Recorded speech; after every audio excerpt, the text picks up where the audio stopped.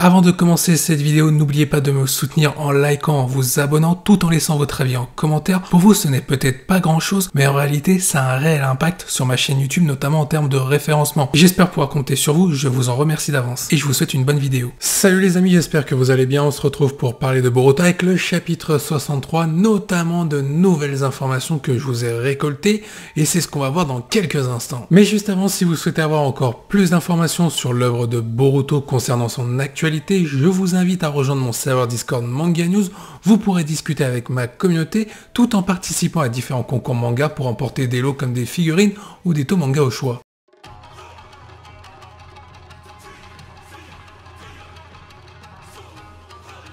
En ce qui concerne les différentes informations que nous allons voir, nous avons comme source Omnitos qui nous parle du personnage de code de Boruto, d'Amado ainsi que de Sasuke, sans oublier le personnage d'Eda. Avant de voir ces informations concernant le contenu du chapitre 63, nous allons revenir sur la date de sortie et tout ce qu'il faut savoir autour de ce chapitre. Le chapitre 63 de Boruto sera disponible en intégralité et en version japonaise à partir du 18 octobre sur le serveur Discord Manga News. Le 20 octobre 2021, le site Manga Plus proposera la version anglaise et espagnole du chapitre 63. Concernant la version française du chapitre, elle sera disponible sur le site Boruto France entre le 20 et le 22 octobre 2021. Suite à ces informations concernant la sortie du chapitre 63 ainsi que l'exclusivité que vous pourrez retrouver sur le Discord Manga News, notamment la version japonaise du chapitre 63, il est temps de passer aux informations concernant le synopsis, le scénario que nous propose Omnitos en rapport avec ce futur chapitre. Rumeur sur le chapitre 63 de Boruto. Le chapitre 63 mettra en avant le combat entre Boruto et Kawaki face à Code. Le rapport de force est à l'avantage de Code qui prend plaisir à dominer ce combat. Un retournement de situation est à prévoir dans ce chapitre avec l'intervention de Sasuke pour sauver Boruto et Kawaki. Eda pourrait également intervenir afin de stopper la rage de Code face à Kawaki pour le garder en vie. Après ce combat, Kawaki acceptera de récupérer le Gamma de la part d'Amado. Ce dernier aura terminé la construction de sa cyborg. J'espère que cet article vous a plu. Je vous invite à venir en commentaire pour donner votre avis entre 1 et 10. Plus vous allez vers 10, plus vous êtes hypé. Et n'oubliez pas d'argumenter, car mettre une note, c'est bien, mais il faut expliquer pourquoi. Pourquoi vous mettez 4 sur 10 par exemple, ou tout simplement 8 sur 10. Il faut argumenter.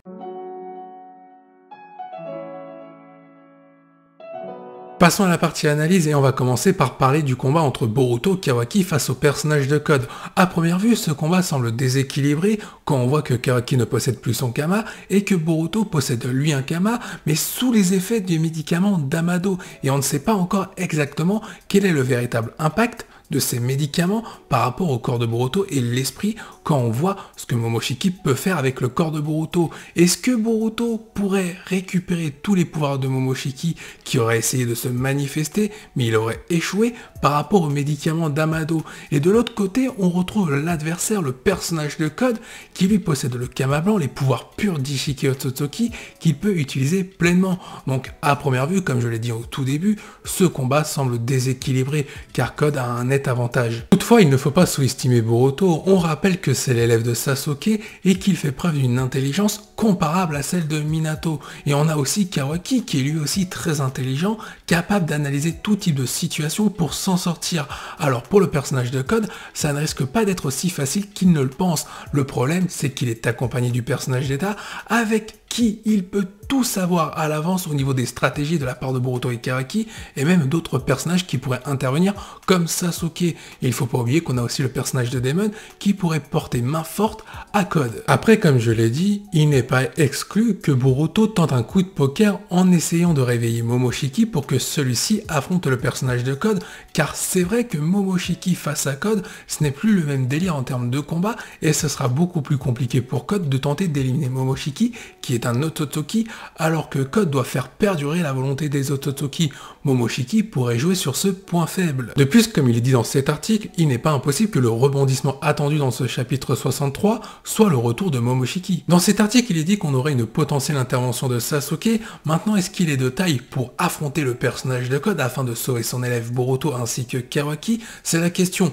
Toutefois, si on regarde l'œuvre de Boruto, on peut s'apercevoir que Sasuke a toujours été craint par ses adversaires, que ce soit Momoshiki et Ishiki, par rapport à son Rinnegan, mais attention, il a été redouté aussi par rapport à ses capacités d'analyse et son intelligence à analyser tout type de situation pour s'en sortir. Sasuke est donc un adversaire redoutable pour le personnage de Code, il ne faut pas le sous-estimer, et il n'est donc pas impossible aussi que Sasuke puisse sortir un dernier power-up pour être mis en avant une ultime fois comme Naruto en mode Baryon. Peut-être que Sasuke va récupérer un deuxième Rinnegan ou tout simplement un deuxième Sharingan pour pouvoir utiliser des techniques qu'il ne pouvait pas utiliser jusqu'alors avec un seul Sharingan. C'est un scénario à ne pas exclure. Cet article nous parle aussi d'une intervention d'Eda accompagnée de Daemon pour stopper la furie de Code à l'égard de Kawaki et de Boruto. Et on pourrait avoir un rebondissement de ce côté-là, peut-être une trahison d'Eda qui va s'allier à Boruto et Kawaki afin de protéger Kawaki,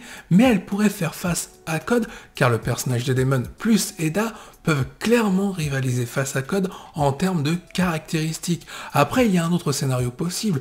Peut-être qu'Eda va vouloir protéger Kawaki, mais délaisser Boruto, et un dilemme pourrait s'installer avec une proposition à l'égard de Kawaki en proposant de laisser Kawaki en vie ainsi que le village de Konoha. Par contre, tu devras t'en prendre à Boruto pour qu'on puisse le livrer au Jobi. On pourrait avoir un scénario comme ça, en plus d'une intervention de Sasuke, ça pourrait être très sympa. Cependant, cet article nous dit aussi que Kawaki va rentrer au village de Konoha et qu'il va être traumatisé par la défaite face à Code et notamment de son équipe, et pour le coup, il pourrait finalement accepter la proposition d'Amado qui était de récupérer le Kama, peut-être le début des ennuis pour Kawaki, avec un potentiel retour d'Ishiki Otsutsuki, car si Ishiki revient, pour le personnage de Code, en termes d'ambition et d'objectifs, tout change. D'ailleurs, il n'est pas impossible que dans ce chapitre 63 à la toute fin, on comprenne quelques ambitions et quelques intentions d'Amado à l'égard des shinobi et notamment envers le village de Konoha, et quel est son véritable but pour Kawaki en lui faisant récupérer le Kama. Cet article nous dit d'ailleurs que Amado aura fini d'achever la construction de son nouveau cyborg, ou plutôt de sa cyborg, car on se rappelle dans les derniers chapitres, Amado avait affirmé à Sumire qu'il était en train de construire une alliée pour le village de Konoha qui ressemblait trait pour trait sur ce qu'on a vu à Delta. Alors imaginez une double symbolique avec le retour de ce cyborg. Je vous invite à donner votre avis en commentaire. Est-ce que vous voudriez revoir Delta? Et pour les doubles symboliques, c'est très simple. Imaginez Delta qui irait chercher Kawaki, on aurait forcément la relation Delta et Code qui serait mise en avant en rapport à l'époque où Delta avait été en mission pour récupérer Kawaki pour Kara. Sauf que là, ce serait pour le village de Konoha. Ça peut être très intéressant. Et la deuxième symbolique, c'est par rapport à Naruto. Admettons Amado trahit le village de Konoha, on aurait une potentielle revanche entre Delta et Naruto qui cette fois-ci n'a plus Kurama. Cette vidéo se termine ici, j'espère qu'elle vous a plu. Je vous invite à liker, à vous abonner tout en laissant votre avis en commentaire. Je vous dis à la prochaine, portez-vous bien et n'oubliez pas que la montée du KT soit avec vous.